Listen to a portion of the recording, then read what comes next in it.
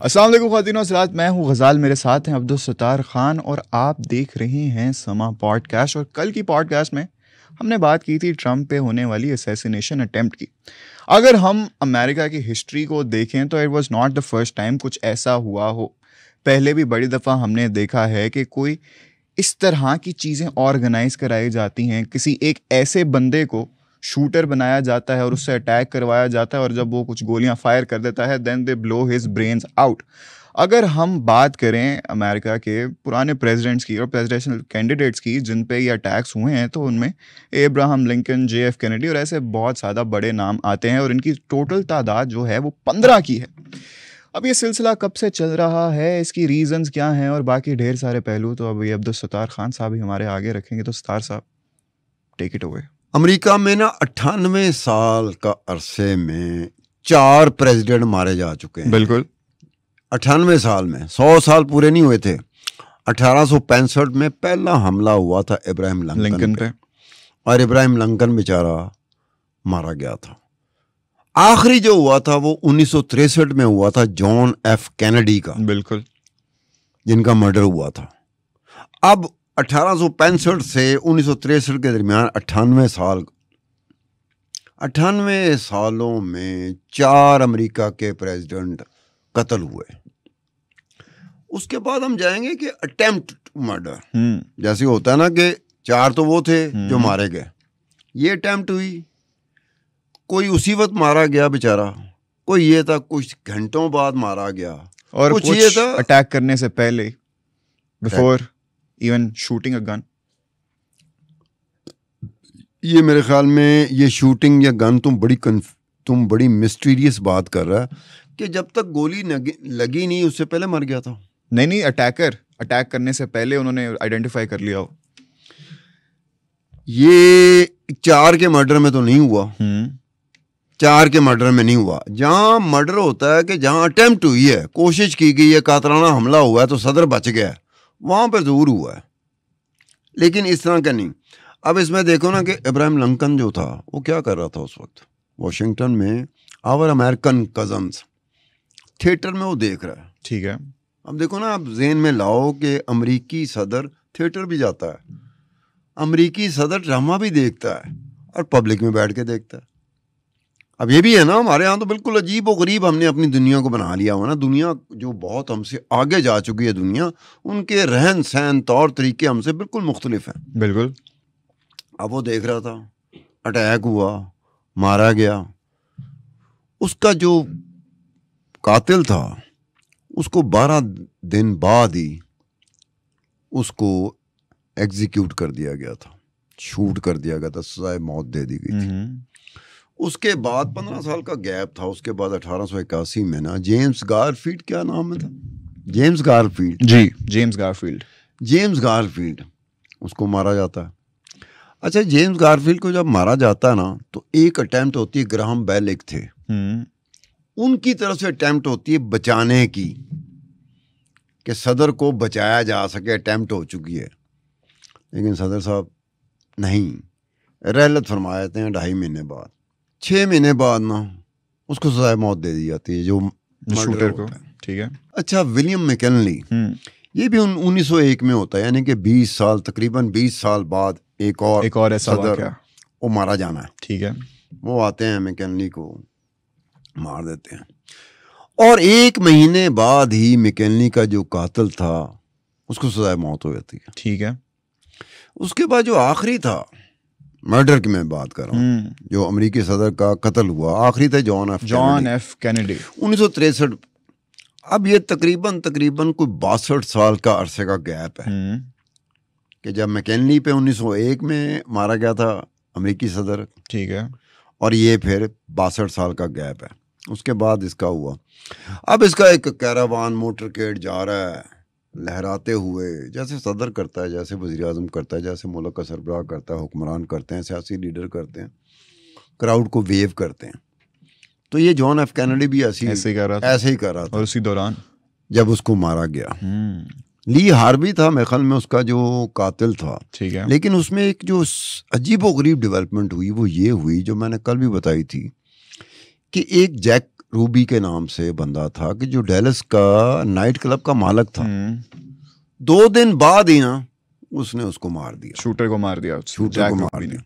अब इसको क्योंकि जब आप ज्यादा पढ़ना शुरू करते हैं ना तो बहुत सारी चीजें ऐसी निकलती हैं जो कि इंटरेस्टिंग भी होती हैं लेकिन लंबी होती हैं, इसलिए हम उनको वहां छोड़ देते हैं, किसी और वक्त में एक बात करेंगे। ठीक है। अब ये बात है कि ये वो 4 सदर थे जिनको मारा गया, कातलाना हमले में कत्ल हुए।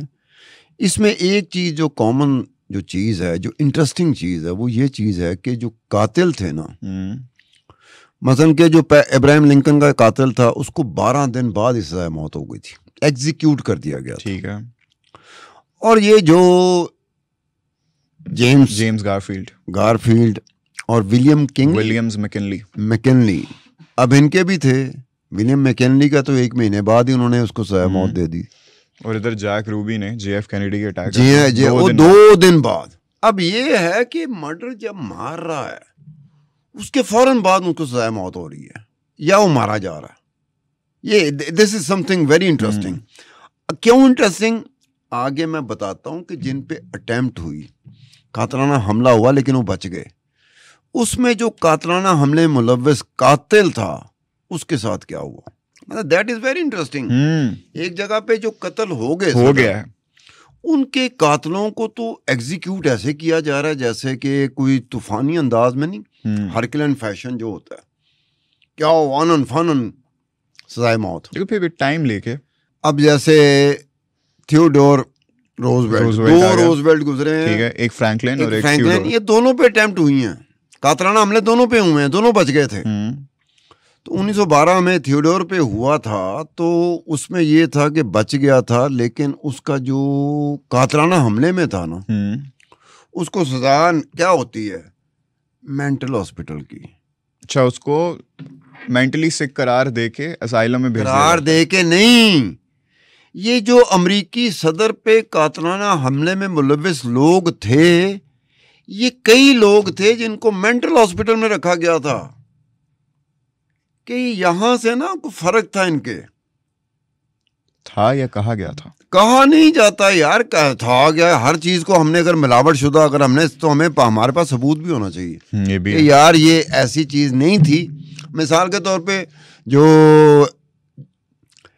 ये जो रॉबर्ट कैनेडी था, ये 1968 में ये प्राइमरी नहीं होती डेमोक्रेट्स की, इसमें इलेक्ट हो गया कि हमारा प्रेसिडेंशियल कैंडिडेट रॉबर्ट कैनेडी है, जो कैनेडी खानदान से था। ये था, इसको जब प्राइमरी में उन्होंने कर दिया, नॉमिनेट कर दिया प्रेसिडेंशियल कैंडिडेट डेमोक्रेट्स का, तो ये होटल में था, एम्बेसडर होटल का नाम है। हाँ, होटल में था तो एक पैलेस्टीनियन क्रिश्चियन ने इसको मारा था। वो जो पैलेस्टीनियन क्रिश्चियन था, सिनहन पता नहीं क्या नाम है, 2 दफा वो एक ही नाम है, उसको रिपीट करके बोलते हैं, और पैलेस्टीनियन क्रिश्चियन था वो।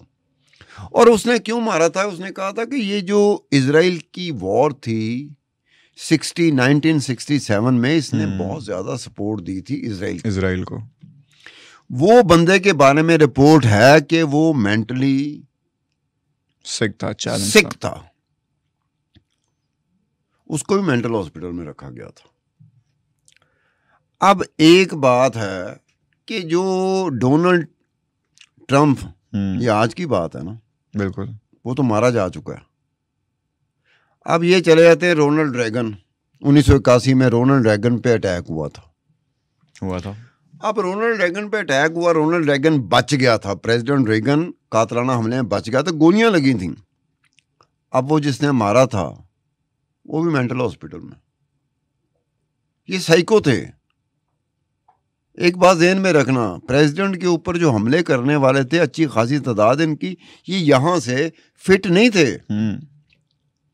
और उसी बंदे को 2022 में रिलीज भी कर दिया गया, जिसने रोनाल्ड रेगन पे अटेम्प्ट किया था, कातलाना हमला किया था, गोलियां मारी थी, उसको 2022 में रिलीज कर दिया गया। अच्छा, इसी बात से एक कॉन्स्पिरेसी थ्योरी भी मेरे दिमाग में आती है कि बड़े ज़्यादा लोग ये भी कहते हैं कि ऑब्वियसली इस तरह के लोगों को जब सेलेक्ट किया जाता है किसी की तरफ से, सेलेक्ट आप फोकस करें बस, सेलेक्ट करता है कोई ऐसे लोगों को और फिर उनकी मेंटल इंस्टेबिलिटी को एक्सप्लॉइट करके उनसे ये काम कराए जाते हैं और फिर दे आर पनिश्ड। यार पूरा रिकॉर्ड मौजूद होता है पहले से, मेडिकल रिपोर्ट पहले से मौजूद है। जब आपका ट्रैक रिकॉर्ड चेक करते हैं ना कि यार ये बंदा पकड़ लिया, इसका ट्रैक रिकॉर्ड तो चेक करो, तो पहले से वो उस हालत में होता है।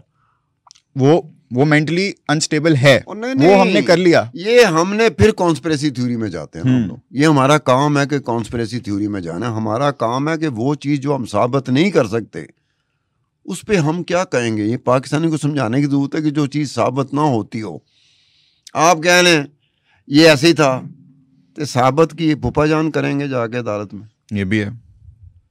तो जो रोनाल्ड रीगन पे जो अटेम्प्ट हुई थी, उसमें एक और का नाम आया था, जॉडी फॉस्टर, एक एक्ट्रेस थी, उसका नाम आ गया था कि वो आशिक था उसके ऊपर। उन्होंने कहा तू आशिक है तो जरा एक काम तो कर। उन्हें कहा मैं कर देना। जॉडी फॉस्टर भी सेफ है, सेफ रही।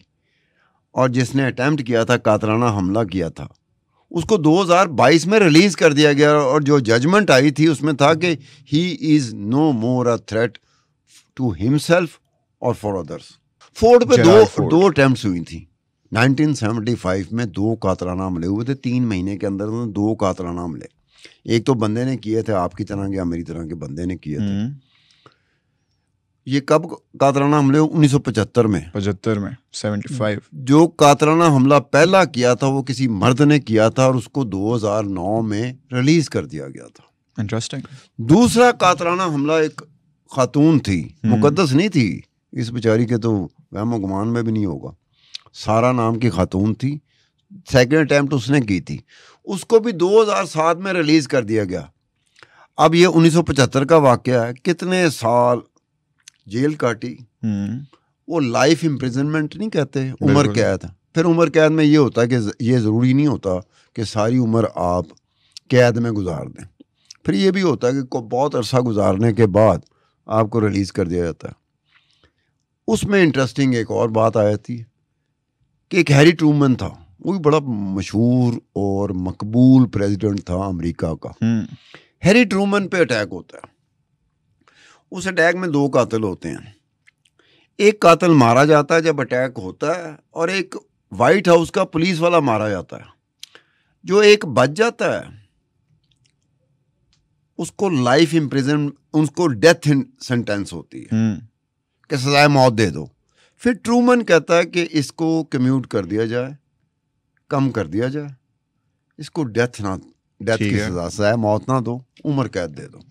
फिर उसी बंदे को 1979 में जिमी कार्टर रिलीज कर देता है। फिर वो रिलीज हो जाता है।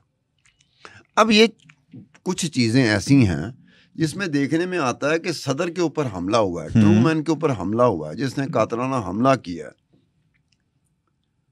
और ट्रूमैन ही उसके बारे में कहता है कि सजाए मौत को तब्दील करके उम्र कैद में बदल दो। फिर उसके बाद क्या होता है? 30 साल बाद जिमी कार्टर उसी बंदे को रिलीज कर देता है। अब ये भी हुआ है। और फिर मोस्टली केसेस में ये हुआ है कि वो यहाँ से ठीक नहीं थे। जैसे कि रोनाल्ड रेगन वाला बताया कि जॉडी फॉस्टर का भी बीच में आ गया कि जॉडी फॉस्टर का वो आशिक था, उसने उसने कहा तुम अगर मेरे लिए कुछ करना चाहते हो तो ये करके दिखाओ। तो अब्दुल सत्तार साहब, ये इतने ज़्यादा नॉट सो स्टेबल लोग इतनी आसानी से गन्स तक एक्सेस ले रहे हैं, तो ये जो गन्स की एक्सेसिबिलिटी है अमेरिका में, ये एक मेन रूट कॉज नहीं है इसका?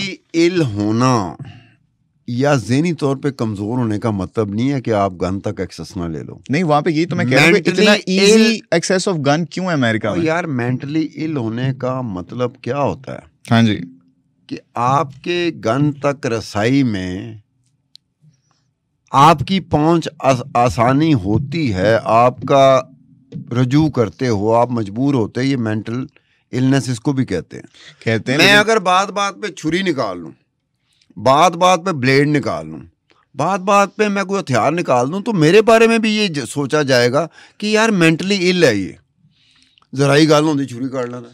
तो अब आप कहोगे कि यार ये मेंटली इल था तो चाकू तक एक्सेस। लेकिन मेरा सवाल आपसे ये है कि अब देखिए ना, अब ट्रम्प की ये अटेम्प्ट के बाद भी एक नई डिबेट वापस शुरू हो गई थी, जो कि बड़े ऐसे से ऑनगोइंग डिबेट चल रही है गन लॉज की अमेरिका में, कि हर 3 में से एक बंदे के पास वहाँ पे गन होती है। और अगर हम 2023 में भी देखें तो उस साल 630 मैस शूटिंग्स हुई थी, यानी कि हर दिन 2 मैस शूटिंग्स हो रही थी ऑन एवरेज।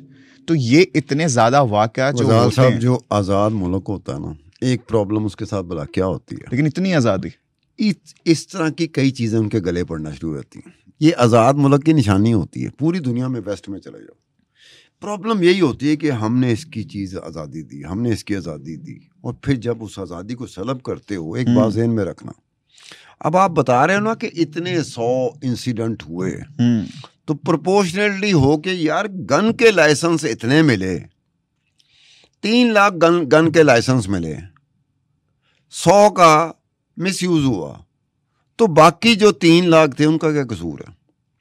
आप प्रोपोर्शनलिटी चलते हो।